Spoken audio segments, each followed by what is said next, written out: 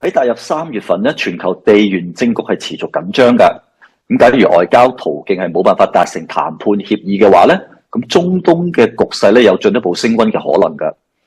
預期油價同埋貴金屬價格咧將會持續受到支持。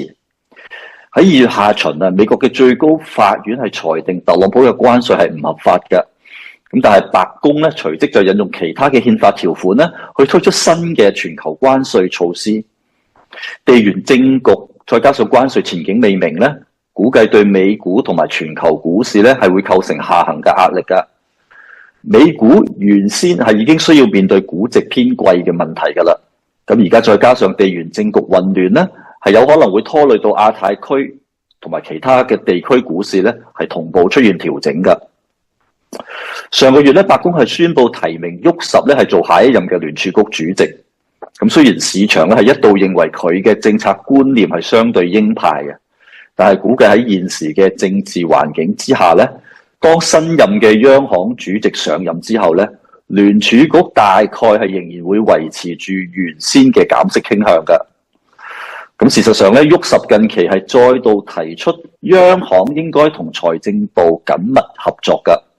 咁言論咧即係反映未來央行將會好有可能咧係配合財政部嘅發債步伐㗎。咁一旦發債拍賣嘅成績唔理想嘅話咧，央行就會肩負買債嘅使命啦，變相係維持住現行嘅央行擴表動作啦，甚至最終有可能會推出量寬或者係控制孳息線等等嘅操作㗎。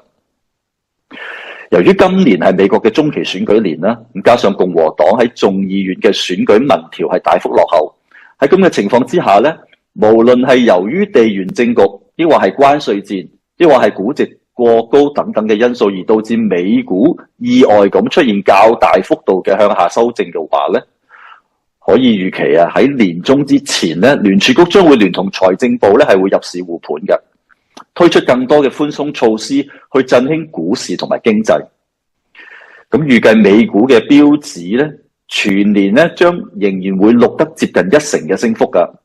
而港股咧係會再次跑贏美股啊，全年或者會升接近1成半或者以上㗎。美國嘅本土政局混亂啊，咁加上全球對美國嘅信任度下降啦，去美元化嘅趨勢係會持續㗎，而人民幣國際儲備貨幣嘅地位咧就會逐漸提升。預料人民幣對1美元嘅匯價咧，年底前係可以逼近6.8或者更高水平㗎。至於澳元咧，就受惠於大宗商品嘅價格做好，同埋中國出入口貿易量上升等等嘅利好因素咧，2月份澳元同埋人民幣兩者都已經先後創出咗